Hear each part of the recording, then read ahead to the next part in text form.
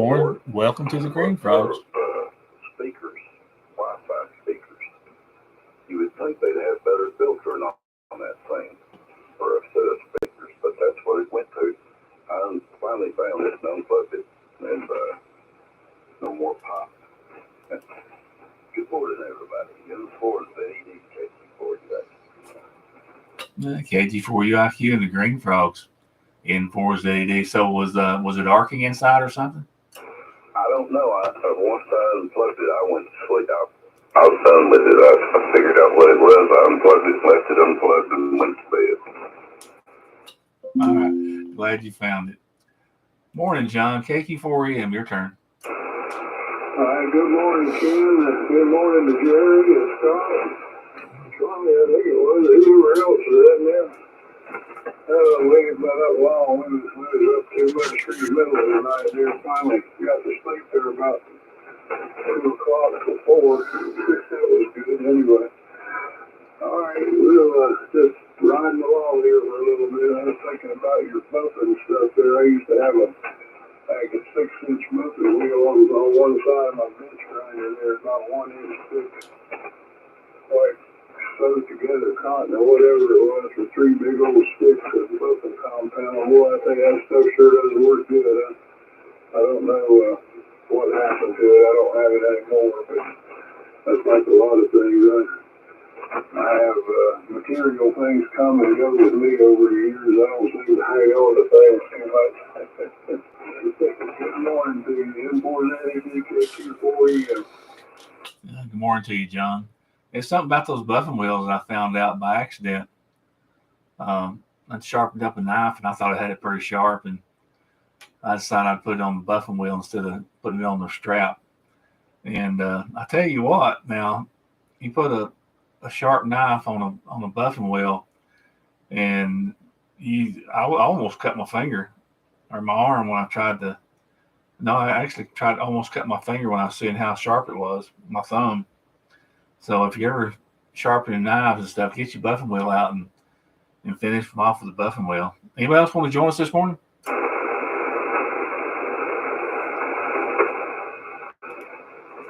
Any relays? Where Mark's at? KD4JLB, Walter.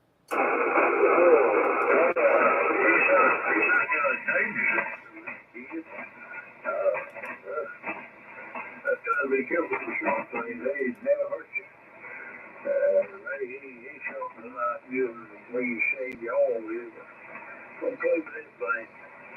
It don't take long it don't take long to throw one when you sit there in a marathon. You gotta have a good charge, but you won't get all of these cookies right now, is that? Meat say after this stuff ain't his skin. That's all.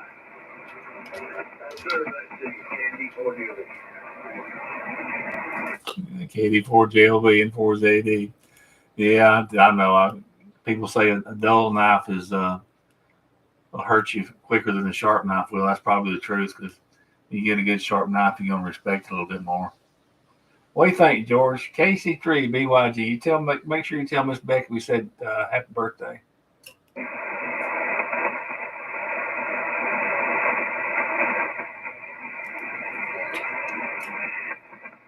KC3BYG, where you at? KC3BYG, I think they got me a cup of coffee. All right, your turn. Make sure you tell Becky happy birthday for us on Monday.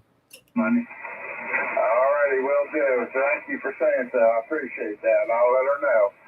So, yeah. Excuse me. There's all. I lost the words. Going down to get a cup of coffee. Went blank. Anyway, it's good hitting you guys on here. I'm going to probably be on here just maybe one more round, then I'm going to go in there and sit with Miss Becky. It's warm back here in this back bedroom. It's not as warm as it is out there with Skylar yet. Scott's pretty high. I'm at that's pretty high right there where you are, Scott. Usually I put my little fan in the window because I don't have air conditioning back here in the back bedroom where I have it in the living room and in our bedrooms, but I don't have it back here. I guess what I have to do is bring down and give me one, put it back here. So So almost on her back, and M430G, KT3, BYG.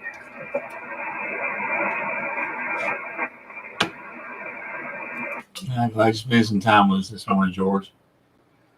W3SEG, Scott. And 4ZEG, W3SEG. Oh, good morning to John. Good morning to Charlie. Yeah, you're supposed to sleep in, Charlie. Same morning. But, I tell you, I think my mind is on it. It's going. I forgot. Can't remember nothing anymore.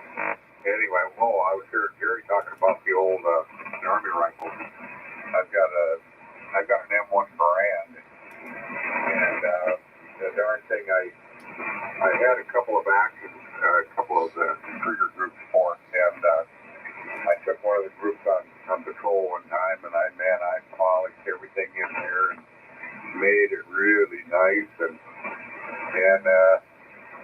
brought it back to the house there to concentrate, and put it in the gun there, and then jammed eggshells in the thing, and got it up, pulled the trigger, and all I heard was a roar.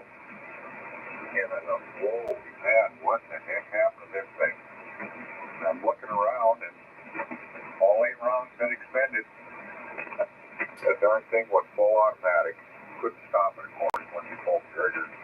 And I headed down to a range out here. I took the thing out, put a different trigger group back in it again.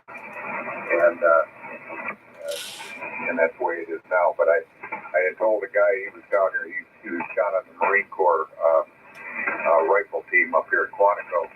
And I was telling him about it. He said, he'd never heard about that. So I drove all the way home, got the darn thing, got that old trigger group there, and put it in there, and he got it. It's unbelievable. He's like, I can't believe it didn't jam. But, so, anyway, I ruined it. But I just got to put some new hammer hooks in it and stuff, and then it'll be well again. So, anyway, back to you, Ken. N4ZEG, W3SEG. W3SEG and 4ZED. A similar story, Scott. My brother had a Remington, 22. Had the tube magazine on it, and we got to shooting it, and he put, filled it up with 20 rounds or so, whatever would fit in the sleeve, and it seemed like it was getting empty awful quick. So he finally figured out that it was shooting 2 rounds every time he pulled the trigger. And it was just because it wore out. When we were kids, we shoot 22, maybe 100 rounds a day. So it seemed like it. And it just got wore out until it made itself fully automatic. That was a kick for some teenagers that had almost a fully automatic 22. Good to hear you this morning, Scott. KO4UUC, Jerry. M4JED, KO4UUC. He caught me with my coffee cup going to my mouth. I had to put the brakes on it, sit it back down. Good morning, Captain John, Charlie, everybody out there. Hope everybody's doing good this morning. Captain John, you sound like you kind of groggy this morning. You didn't get your nap out, did you? Hey, I do that quite often. I get up in the morning and I can't even halfway see. You have to hold on them stairs to come downstairs so that I don't fall. I did fall. I had both of my knees replaced. This was back in 2010. Had both of them replaced, and I was doing pretty good. I got up, gonna come down and get something. Had the socks on. That's all I had on. Of course, it's wooden stairs and all. And I put that first step out there, and I fell. Head over heels, landed on my knee, or my right knee mostly. cracked that thing in 3 places. You talking about hurting? I couldn't hardly get up. I only fell. It was like you got 5 stairs before you come to a middle. It ain't a middle landing. That's a good thing I didn't fall down the other side. The other side has 14. So you get so used to going up and down that thing that you kind of take it for granted. But it wasn't long after that. We had some carpet runners put on those stairs. It ain't slick no more. That's a lot safer. When you get old like that, it's kind of smart to put those runners on there. But I was thinking about that. I don't know why.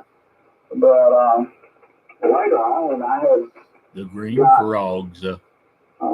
blood poisoning in the right knee from I had been changing out the flooring in my old motorhome down there and had carpet in it. I pulled that carpet up and put down a vinyl wood floor.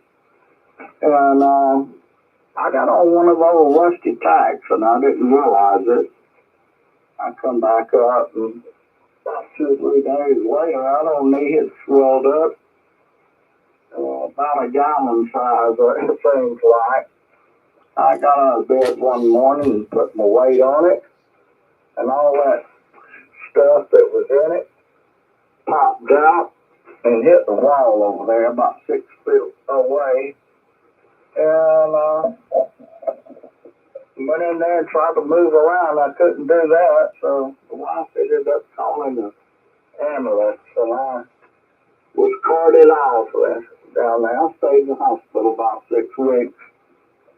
While they run all those IVs through me, trying to get rid of that blood poison and it had gotten my blood. And it was an ordeal. They took the knee out, and then I had to wait another 3 or 4 weeks to make sure everything was cleared up before they put another one back in. So, like I say, that was an ordeal. Hopefully I won't ever have to go through that again. N4JED, KL4UC. Yeah, wow, Jerry. You sound like it was an ordeal. Let me see here. Let's go back over to talk to Charlie and figure out what's going on with his audio.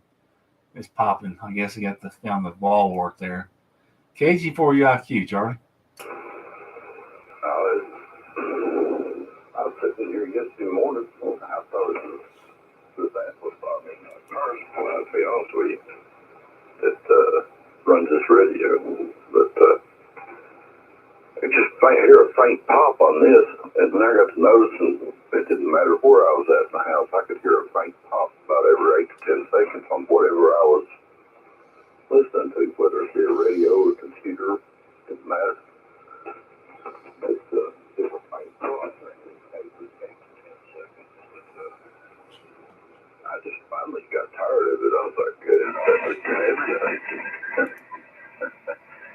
And I took it a little shortwave radio, and was on 150 hertz. And anyway, I kept going around pointing the antenna and stuff and putting it up next to stuff, and I finally laid it beside that transformer.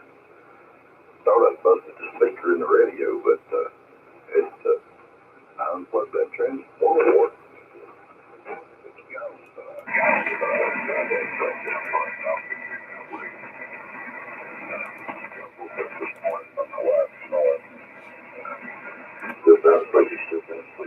I must have fed her too well when she come in from work, which I had steak and biscuits and green beans and all kind of stuff and fixed for her. I went to bed. It was about 11. Anyway, I was going through the news there, and I found something interesting. Pet donkey found living by his wife with elk 5 years after escape. I ain't read that yet, but I intend to check that out. Anyway, then for this, Pet donkey found living with elk. Oh, the end is near. The end is near. KQ4M, John. And for the LSB, KQ4M, yeah, he was talking about sharpening knives with that bucket wheel there. I want to do that. Now, something that we discovered on that trip, and we used to get a lot of crab rolls in the wheel, run over the middle of the night. Then you couldn't see the real there. That poly line, they use it on them crab pots there as a 1/4 inch or 3/8 poly line. And you get a bunch of it in the wheel, and that'd mess up your knife. You have to go overboard and cut that line out of the wheel there. Sometimes you might have a half a bushel and a line in the wheel just about stop the boat from moving. And you take a real sharp knife and you try to cut that poly line, and you have to saw and saw and saw. And we found out that with them old Ginsu knives had that back years ago, those Ginsu knives were popular. And you take one of them old Ginsu knives, be rusty and that serrated edge, and just saw right through that poly line in a heartbeat. I mean, I used to stop at all the yard sales around here and buy every Ginsu knife I could find because we was always losing them off the boat. But you can't cut poly rope with a sharp knife. You need a serrated edge there, or a torch, or a soldering gun. But yeah, Jerry, I was going to say, he's talking about that fall. That's terrible, man. But I used to monitor the scanner around here, and fire department. Of course, there was a lot of elderly people here in our area. This was started out as a retirement area, and there's thousands and thousands, probably 50,000 retired people around here. And EMS and fire department and stuff like that, about 80% of their calls is respond to a fall. And ain't no joke. I used to think about that 20 years ago, and never gave it much thought. And then here in the last 2 or 3 years, I'm having this calls where I don't believe it. I have to be super careful. If I lived anywhere where there's stairs, I'd have to give that place away and go move into one level somewhere. I can't negotiate stairs anymore. N4ZED, KQ4E. Yeah, KQ4M, N4ZED. Yeah, I'm used to laugh at folks that, said, help me, I'll follow them, I can't get up, and or the commercials. And I don't know if that's as fun as it used to be. All right, who wants to join the early green frogs this morning? This is N4ZED, located about 50 miles north of Atlanta.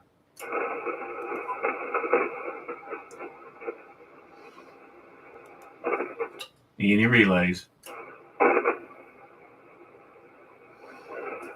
K84JLB, Walter.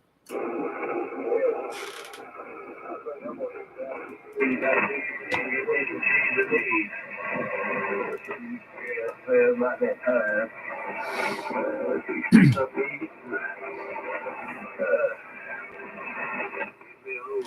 Something to I can't make my young do.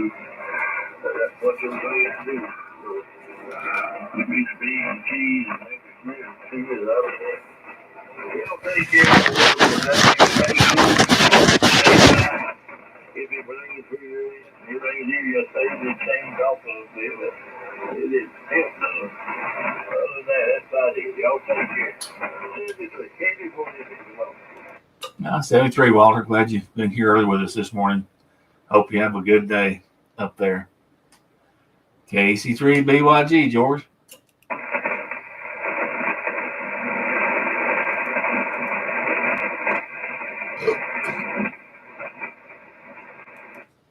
KC3BYG, George.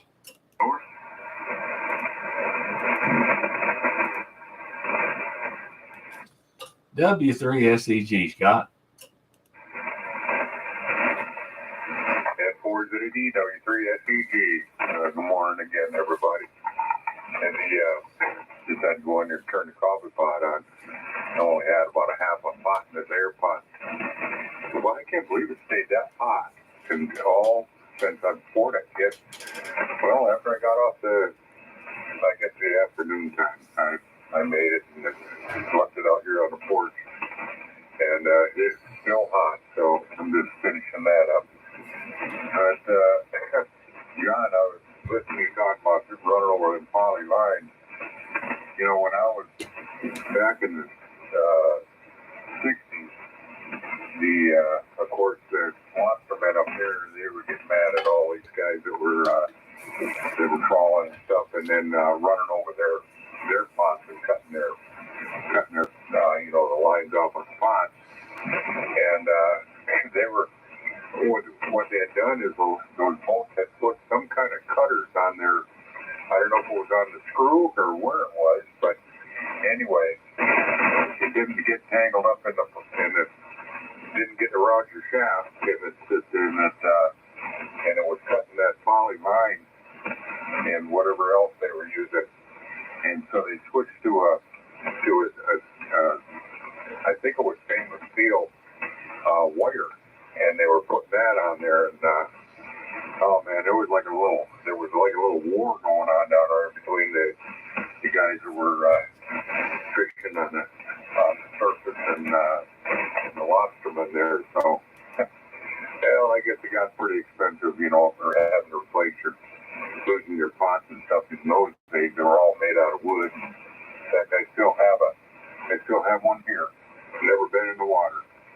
And but anyway, back to you, Ted. N4ZD W3SEG. I bet it was. No, two folks trying to make a living, one getting in the way of the other. Over to LA, KO4UUC, Jerry.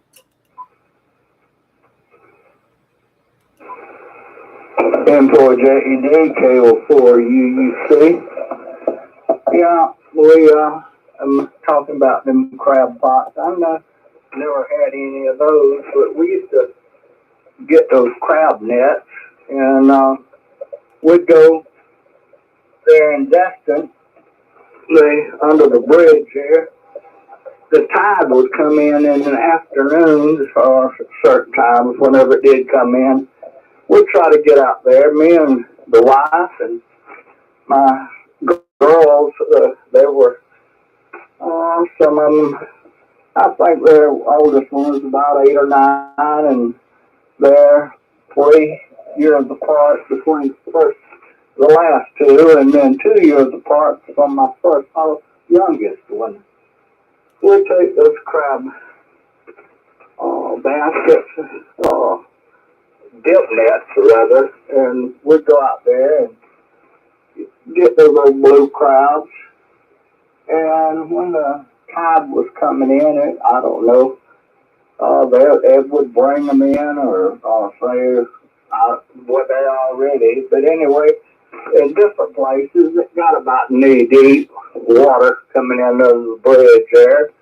A little bit on the bayside type, kinda. And I had built that Coast Guard station there after that, and had lots of fun out there. Just fishing off the docks we put in and all that. But we could fill up a 48-quart cooler in about an hour, a little bit more out of those crabs.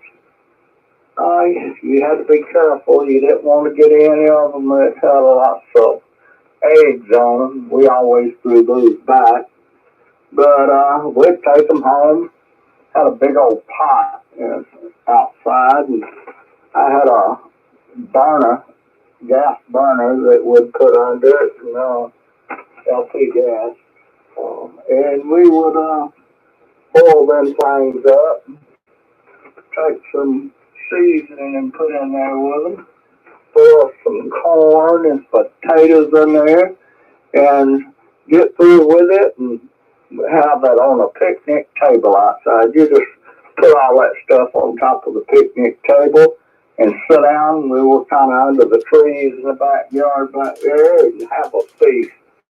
That was so good. I kind of miss that. When you live on the coast like that, there ain't nothing like the fresh seafood. You can get seafood around here, but we're about 100 miles from the coast here, and that makes a big difference whenever you dip them right out of the Gulf there and take them home and cook them up. Same way with the fish. There ain't nothing like a fresh fish compared to the ones that you buy in the store that are frozen or they shipped from somewhere. But I kind of miss those days. N4JED, KO4, UUC. Yeah, me too. You know, when I was growing up, 90 degrees, we'd run around all day long, 90-degree weather, not hurt us at all. KG4UIQ, Charlie. Yeah. I got to thinking about something I was reading there. And, anyway, yeah, I remember running around when I was a kid. Very hot weather, very humid and hot. I've seen it get up to about 103 here when I was a kid. And I remember playing outside during that. I remember sweating pretty bad too. When you're young, you don't pay attention to it as much as you do. I was seeing something in the news there that kind of threw me off tractor. I guess they're trying to build a distribution center down in Lebanon, Tennessee. By a company started by Ross Perot, name I hadn't heard in years. Anyway, it was going to take a bunch of farmland, I guess. And, a bunch of farmers started protesting and put up signs saying, no farms, no food. And in another country. And I think you've been in South Korea, Kim, so if you know anything about South Korea, they started building up instead of out. They started building their buildings up and higher to accommodate people to keep from destroying farmland. And I don't know how many people have ever seen or heard of something like that, but I know that's what they're doing over there. And this country might ought to take a little bit of advice from them. You destroy all your farmland, and you ain't got nothing to eat. N4ZED, KG4UIQ. Yeah, KG4UIQ and 4ZED. But you know as well as I do that the American people is not going to put up with the same things the Asian communities do. But let me see. What was I going to say? I remember when I was over there, they had folks planting gardens in the gore on the expressways. You know, and you know, the farmer would have to walk out there across the expressway to get to his garden. That and I forgot what he used for. I don't think I saw a tractor or something like that, but it was amazing to me on the side of the expressway. You see gardens right there on the right of way. So yeah, they're into their agriculture for sure. And I don't blame them for protecting their farmland because they don't have that much land over there. KQ4EM, John. N4ZED, KQ4EM. Yeah, I lost track of where we was at there. I just got back from the coffee pot. I had to go recycle a cup of coffee there. And hey, I ain't quite awake yet this morning, so let us sit here and think about it for a few minutes. N4ZED, KQ4EM. Okay, John. Oh, with Bob List, who wants to join the Green Frogs this morning?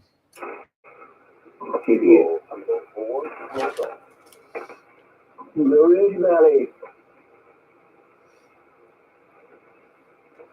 We got Mike and Troy and DB. Who else? N4GDS. Good morning, Mike. Hey, Jim. Good morning. N4GDS. Good morning to you and Cindy. And I heard DB there checking. Troy. Captain Don. Good morning. Charlie. And George. He's still there. Just woke up. Anyway, it's 74 degrees here. Another beautiful day. I think it's been 2 weeks with no rain. So kind of good. Slows down the grass growth, less mowing. I have to run to the neighbors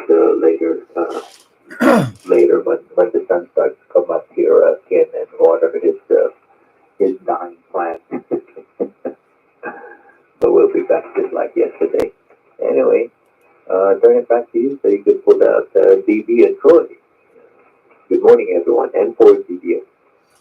Good morning to you, Mike.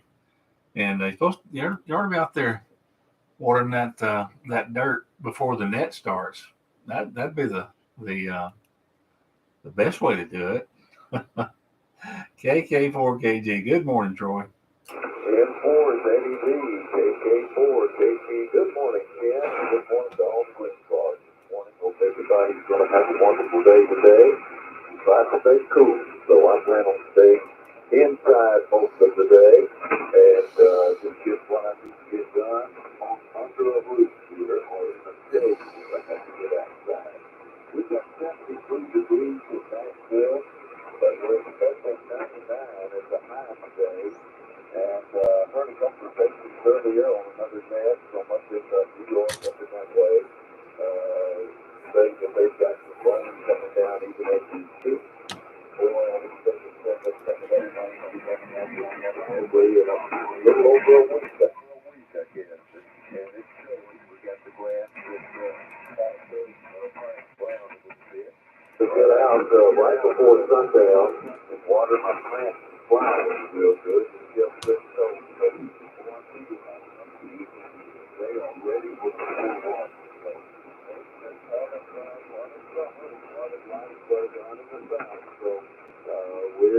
We were raised in it, we know how to deal with it. So anyway, and Jerry, you were making me hungry talking about the fish and crab.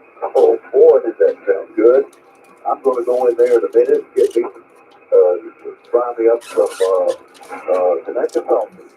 And good old Alabama connected sausage down there in Connecticut County, Alabama. And so we'll say 70 degrees, everybody. Ken, good to hear from you. Been enjoying all the stories this morning and the QSOs, and it's always a pleasure to check in and visit with the Green Flag. So everybody have a wonderful day. God bless America and pray for our nation. So it's for Eddie B. KK4 KG 73. 73, Troy. Glad you stepped in and said good morning to us. And be safe over there. All right, let's go over to the DB plantation in the center of the world, WB4BRV. Your turn, DB. Good morning, fellas. Good morning, good morning, good morning. Everybody on frequency. So,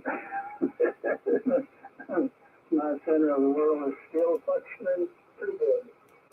So, we better change it a little later now than that.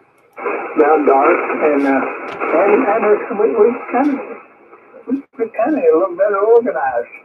If the morning's a bigger problem, we just have more to do.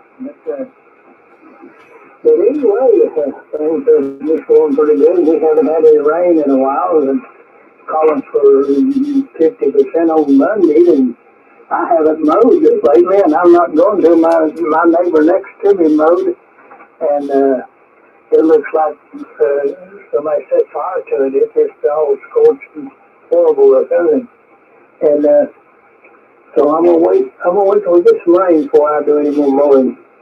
And I know except like last year, I went for about a month and didn't mow. But anyway,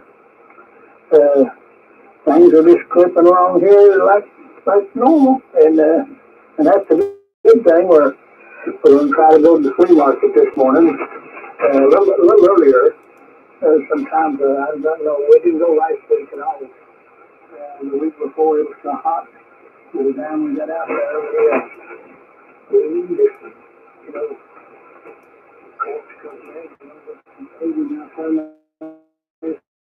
Fried and ready to go by the time we got home. You could fry eggs on a car. There ain't no question about it. It wouldn't be quick maybe, but I don't know. It's a black car or a blue car, gets mighty hot. But anyway, good morning, everybody. Back to you, Ken, and I'll ride along with you for about another hour. And then it's time to get the show on the road again. So that kick in, so before we all get. Good to hear you this morning, DB. Big signal over here in Georgia right now. All right, up to the top. KC3 BYG, George.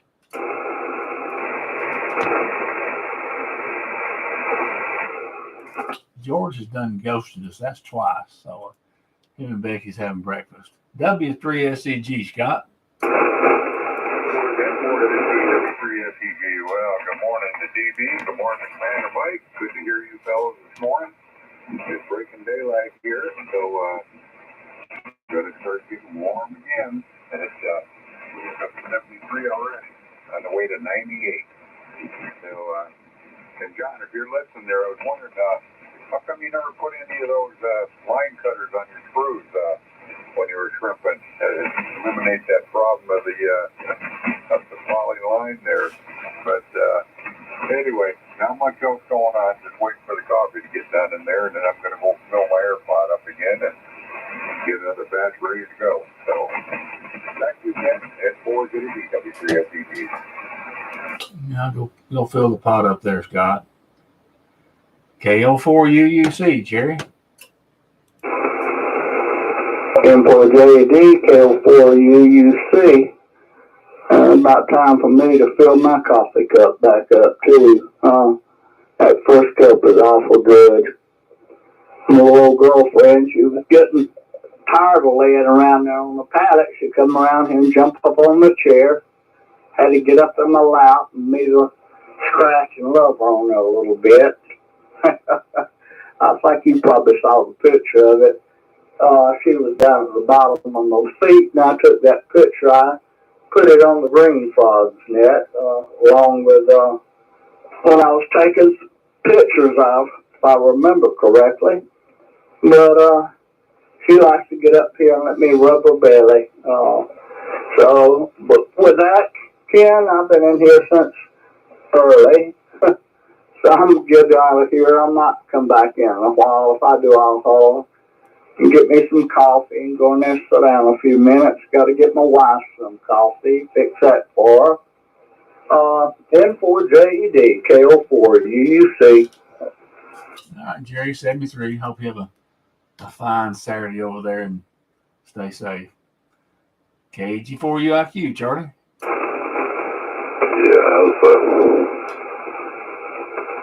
every day I've noticed my NWR creeping up just a little bit more and more. And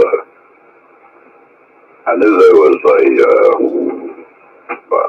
wildflower out there. It's getting pretty close to the antenna. So instead of moving the flower, I moved the antenna just a little bit, got it away from it. Now my SWR is back down to 1.1. The closer it got, the higher it went. I've been watching that for about a couple of weeks now, and it's amazing how stuff like that changes things. Back to what I was talking about a minute ago. Yeah, I've seen a lot of stuff over the last few years where farms go under for whatever reason, one or another, and I don't understand what people are thinking when they let farms go. Try to take it away, whatever. Apparently some people think that everything comes from a grocery store. Well, I got news for you. People out there, if they're listening, what comes from a grocery store comes from a farm somewhere. It's stuff I'll get off that N4Z KT4UIQ. Yeah, KT4UIQ, N4ZD.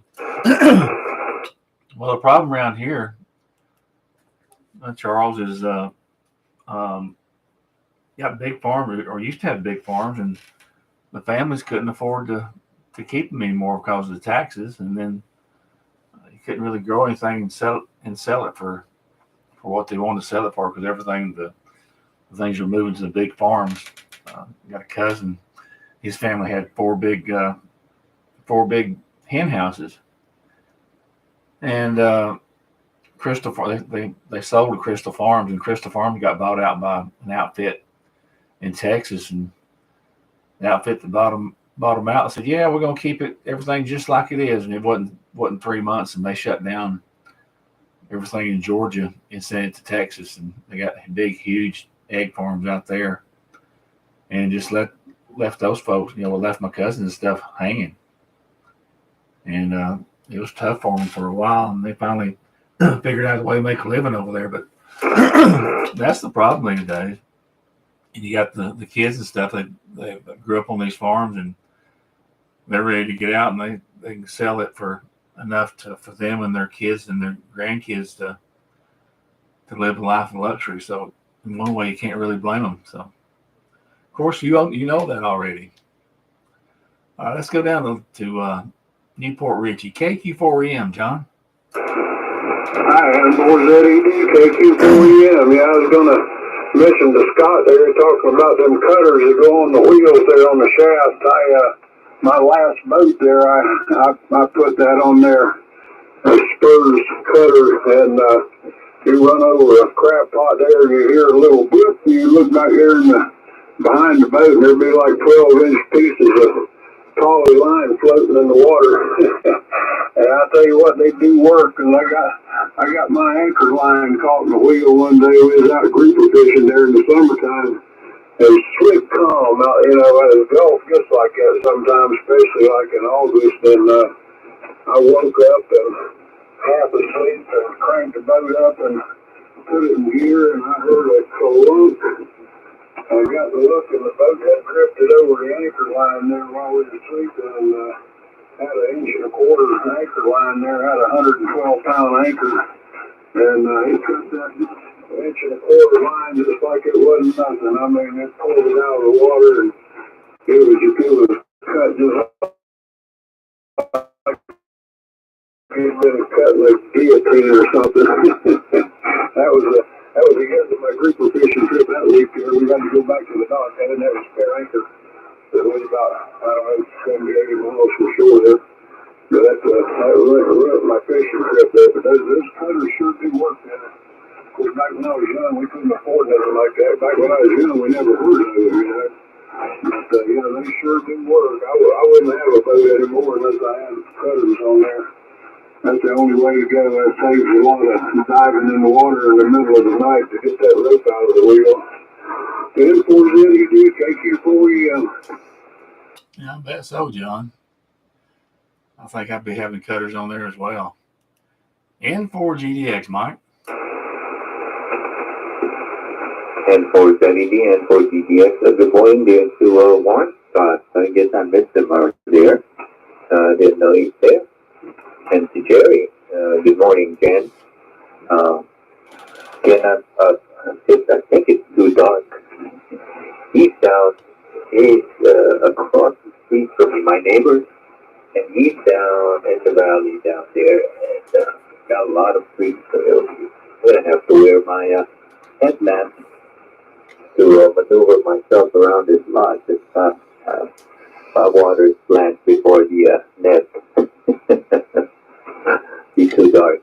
There might be some snakes lurking around there too. Anyway, hey, I flew the drone yesterday just to lower the. I fully charged one of the batteries, and I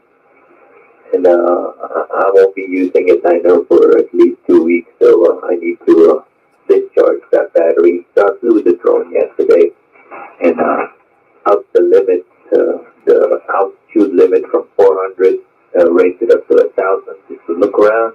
Boy, it's awakening where you can see at that height around your neighborhood. I didn't know my neighbor is building a swimming pool. but you could see the nooks and crannies and what I thought the geography of the surroundings is totally different when you see it from up that high. Anyway, gave me a good orientation of where's what. Anyway, back to you there, Ken. N4 ZED, N4 CDA. Oh yeah, Mike. I did that. I think the first thing I did was change the settings on how high I could go. And you're right, get up that high, and it's amazing what you can see. You know, it'd be nice if you could set it up and have some batteries on there that would last about 6 or 8 hours, and use that for field day. run a line up there and use it for field day. That'd be a great thing, but that ain't gonna happen. I guess we just have to use them to put strings in trees, I guess. Glad you're having fun, Mike, with it. I really enjoy mine. I take it with me no matter where we go. It's in the back seat or in the back floorboard. Anywhere we go, you can't never tell when you're gonna see that that amazing view or shot. Back to you, Mike. N4 ZED. Yeah, it's just amazing. Every time I go up there, it's just like, so yesterday, I have both of them in the house, so they were kind of chasing, they were kind of pissed off because I was flying. I was so far from the house, but they were kind of diving the drone there, so I needed to get away from them. I put it on sport mode. That thing came so fast towards the house. I forgot on sport mode the obstacle avoidance is turned off. I probably stopped about 4 feet from the house. I was a little panicking. I could have destroyed that drone in a heartbeat. Anyway, that was a close call. Oh, it is, Mike. We'll talk about it next time. These guys don't want to hear about drones. WB4BRV, DB. I got it, brother.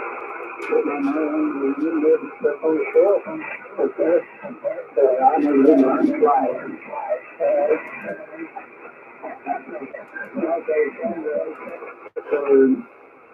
So that's going on here. They build helicopters right here close to me. I told her I was going to go out there and borrow a helicopter and take her around it. She said, well, you can't see nothing down here. You're running so she said, I was like, yeah, I don't know. She knew it when I was operating that drone and licked it the first time I had it up. And she brought that up. But anyway, I need to get that thing out. Not long ago, I turned it on. The battery is still operating. I don't know. It's got a camera on it and all that stuff. But I don't know if that is I never factored into it. But I can see I can see some pictures taken from drones that were just absolutely amazing. And it's an interesting thing to do, no question about it. Everything is real quick, and then I'll shut up. You talk about using that drone for field day. And that would work if you did this or just keep it in one spot. We used to have field day right down here close to me now, but at that time I lived in Mason, where they lived 20 miles. And I was put together and got to the club at that time for a couple of years. And one of the boys got one of those somewhere we got to do it. Okay. One of those works for a company that had helium. So we were just going to put that thing full of helium and then put a vertical on it. Well, we set about doing that. The balloon, I don't know where we got the balloon, but it wasn't much. I guess it was a used weather balloon or something. But anyway, that thing stretched out and it looked like rubber that you use when you have sex. And it got thinner and thinner, and you could actually see through it. I got videos of it. You could see through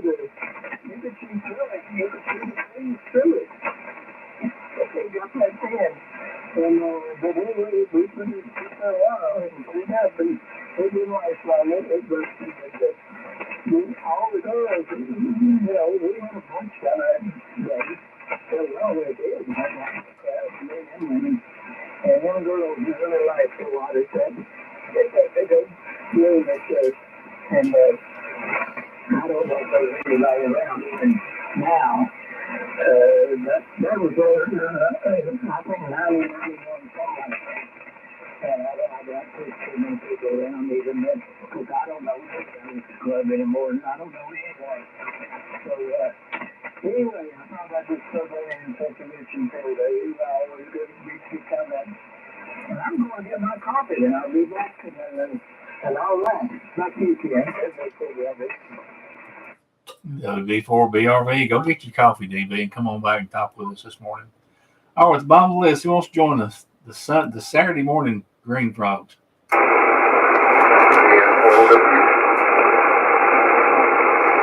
We got Randy. Who else? N4OW. Randy, good morning to you. Yeah, morning, buddy. Hope everybody's doing good. Man, it's hot down here. It was bad yesterday. So we still ain't got no rain. It's just dry. It could be rain all around. We can get a bit kind of thing. And they got heat warnings out today and everything. It's supposed to be worse this week. I'm not looking forward to that. It is hot rain. So I can stay inside there. I can just sit right watch TV or get on radio down there. After about 9:30 that morning, you can do it. I got time to do it. Morning, everybody, back to the red bed for the view. Sounded good over here, Randy. We were talking earlier. I'm going to cook some chicken on the grill today, and I might just cook it about 8:30. Start the grill at 8:30 this morning. I like cold barbecue chicken anyway. Anybody else want to join us before we go top? All right, Scott, I tried. W3SEG, your turn. And for W3SEG, well, good morning, Randy there. Good signal coming in. You know, I was just thinking, when I think it was DB was talking about balloons. I wonder if you could get a helium balloon, put some extra shrouds on it so that you could anchor it to keep it from the wind from blowing away, and put a long line on it. Do you think that would work over? Oh, absolutely. And I guess if I were going to do that, I'd get one of those that's kind of shaped like a blimp that's got fins on the back. Well, I was just thinking, you know, if you had just a regular big helium balloon or several of them, and just put some, paracord on those things so that you could have some guy wires on it to keep it kind of centered, keep it from drifting away. I bet that it might just work pretty darn good. So maybe one of you guys could try that. That's a good job for you there, Ken. N4's in the W3SEG. Yes, got to think that's what DB was talking about. You know, we got some of those big weather balloons at Old Sarge's when we bought part of that place out when the Army surplus store went out of business. And we ended up with about a dozen of those 1944 weather balloons. And, they were 1944 vintage. And we got some helium. And now there ain't no way that, I guess that was probably rubber. I don't know, but it didn't work. But I guess if you got a new one, it did have to work, Scott. Think about that. You can get a good 160 meter vertical out there with no problem. Over. Yeah, that'd be fun for the field then, something like that, wouldn't it? Oh well. Anyway, not much else going on. I'm going to go fill my coffee line up now. It ought to be done good. So, back to you, Ken. N4ZD, W3SEG. All right, Scott. Come on back when you get done there. Let me see. KG4 UIQ, Charlie. Morning. Everybody just done went to get coffee and breakfast time. But anyway, it's starting to break daylight here.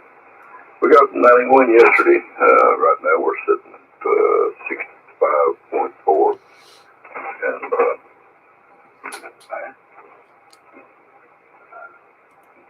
don't care to go outside and eat. I've been in the desert so many times it don't bother me too bad. Just got to drink plenty of water. But other than that, I don't know what we're going to do today. I have to wait to see what the wife says. Might cook chicken, might cook steak, might cook nothing. It's hard to say. And for Daddy D, KT4 I know what I'm going to cook. We took it out of the freezer yesterday.